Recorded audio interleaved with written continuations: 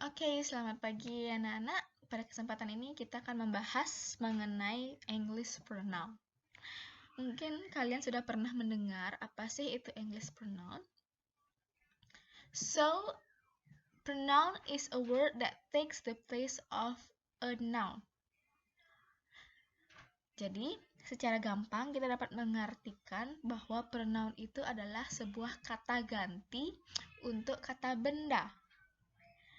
Oke, saya bisa memberikan contoh misalnya. Joe see Jill and he waved at her. Jadi pronoun dalam kalimat itu adalah he and her. Karena he and her itu sebagai kata ganti dari Joe and Jill. Bisa dipahami? Okay, next we will talk about type of pronoun. So there are 4 types of pronoun. Jadi itu ada 4 tipe atau jenis dari pronoun, such as subjective pronouns, and then objective pronoun, and then possessive adjective, and the last one is possessive pronoun. Jadi ada 4 tipe dari pronoun, yaitu pertama subjektif, kemudian objektif, kemudian possessive adjective, kemudian possessive pronoun. Oke, untuk bagian pertama atau baris pertama yang ini, yang I pada subjektif, kemudian me pada objektif, kemudian my pada possessive adjective, kemudian mine pada pronoun. Ini untuk menyatakan saya, dalam bahasa Indonesianya saya. Kemudian untuk baris kedua, you, and then your, and then yours, itu untuk menyatakan kamu. Kemudian baris ketiga, they, them, their, and theirs, itu untuk menyatakan mereka. Kemudian untuk baris keempat, we, us, our, ours, itu untuk menyatakan kami. Yang baris kelima, she, her, and hers, itu menyatakan dia untuk perempuan. Kemudian baris keenam, he, him, his, and his, itu untuk menyatakan dia untuk laki-laki. Dan yang terakhir yaitu it, its, untuk menyatakan benda atau benda mati seperti buku, itu bisa pakai it, pakai kata ganti it. Kemudian tas bisa kata ganti pakai it.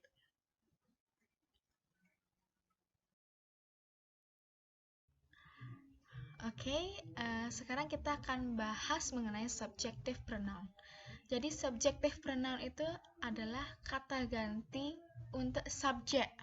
Nah, seperti contoh yang sudah disebutkan tadi di awal, yaitu I, you, they, we, she, he, it. Jadi semua contoh itu atau kata ganti itu terletak di depan kalimat. Nah, seperti contoh atau seperti rumus yang sudah saya berikan di sini. Pada kalimat, subjek itu selalu terletak di depan. Subjek, verb. Verb itu adalah kata kerja, kemudian ditambah objek atau komplement. Nah, kata ganti atau subjective pronoun ini letaknya selalu di depan. Contoh, I go to Denpasar. Nah, pada kalimat I go to Denpasar, subjective pronounnya adalah I. Karena I adalah subjek atau subjek. Kemudian untuk kalimat kedua, she listens a music. Dia mendengarkan musik. Jadi subjective pronoun di sini adalah dia. Bagaimana? Bisa dipahami? Oke, selanjutnya yang akan kita bahas adalah objective pronoun. Jadi objective pronoun itu adalah kata ganti untuk objek. Jadi dia terletak di bagian objek. Kata ganti tersebut adalah me, them, you, us, her, him, and it. Berdasarkan rumus, ini subjek plus verb plus objek atau complement. Objective pronoun ini nanti letaknya di bagian objek setelah verb. Oke, let's see the example. Jadi mari kita lihat contohnya. Yang pertama adalah I meet them in the market.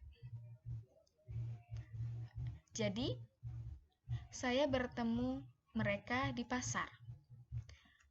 Nah, I di sini merupakan subjek, kemudian meet merupakan verb, dan them itu adalah objek.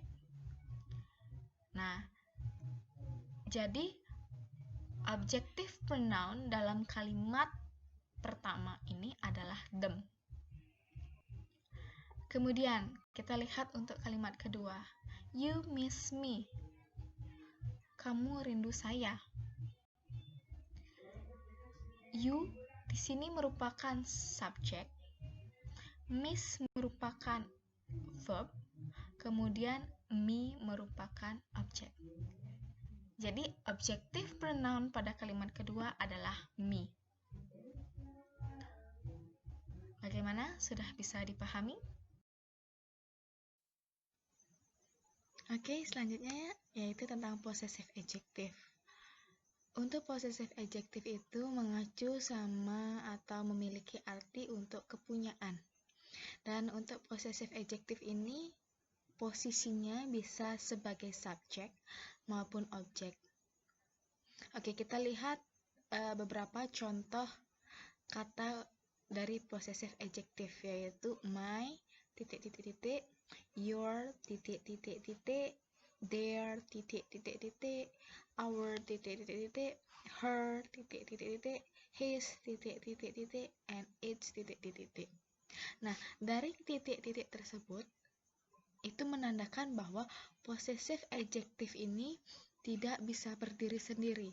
Jadi dia membutuhkan noun tambahan. Contoh misalnya noun tambahannya atau kata benda tambahannya misalnya buku. My book, your book.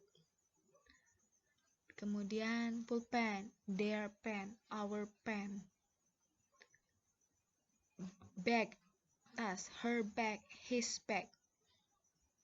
Nah, dengan tambahan noun baru, jadi dia memiliki arti. Satu arti yang utuh. My book, buku saya. Your pen, pulpenmu. Their bag, tas mereka. Jika hanya my saja, your saja, their saja, itu tidak memiliki arti. Jadi, untuk mendapatkan artinya, possessive adjective ini membutuhkan noun tambahan. Mari kita lihat contohnya. My mother buys some vegetable. Jadi, possessive di sini adalah my. Dia membutuhkan kata benda baru, yaitu mother,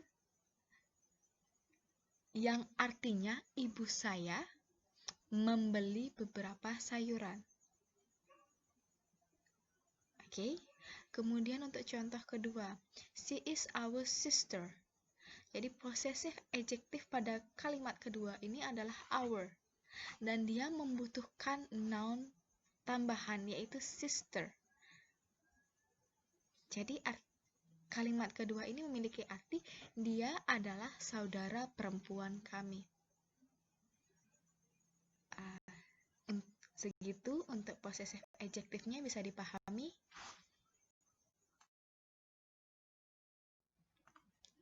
Oke, yang terakhir adalah possessive pronoun. Jadi possessive pronoun ini memiliki fungsi yang sama dengan possessive adjective, yaitu untuk menyatakan kepunyaan. Namun bedanya adalah pada possessive pronoun ini tidak membutuhkan noun tambahan.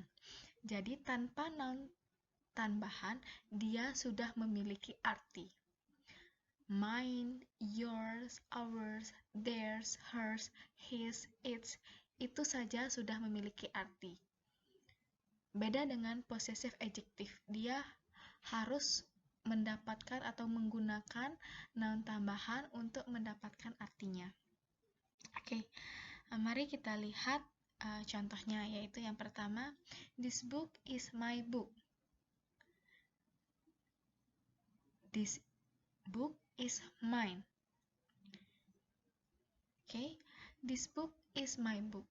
My book di sini merupakan possessive adjective, di mana my membutuhkan kata benda baru, yaitu book, untuk memiliki arti.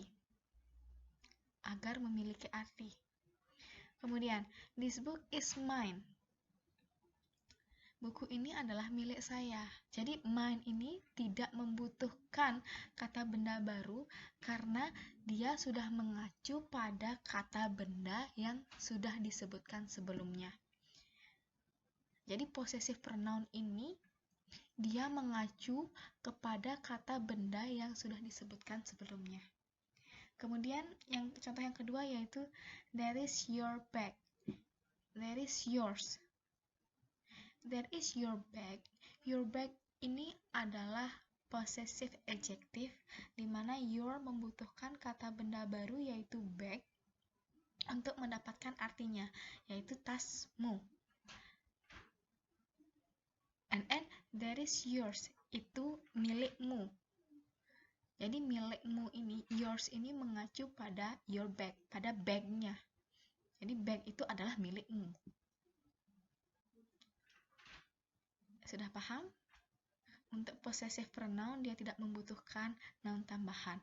Dia sudah memiliki arti sendiri berdasarkan atau mengacu kepada noun yang telah disebutkan sebelumnya. Oke, segitu untuk possessive pronoun. Ada yang sudah dipahami untuk semuanya, untuk English pronoun-nya? Baik itu subjektif, objektif, possessive adjective, and possessive pronoun. Sudah ya? Oke, jika sudah paham, sekarang yaitu tugas kalian adalah please make 5 sentences of subjective pronoun, objective pronouns, possessive adjective, and possessive pronouns. Jadi, silahkan buat 5 kalimat untuk subjective pronoun, 5 kalimat untuk objective pronoun, kemudian 5 kalimat untuk possessive adjective, kemudian 5 kalimat untuk possessive pronoun. Jadi total kalimat yang harus kalian buat adalah 20 ya. Oke.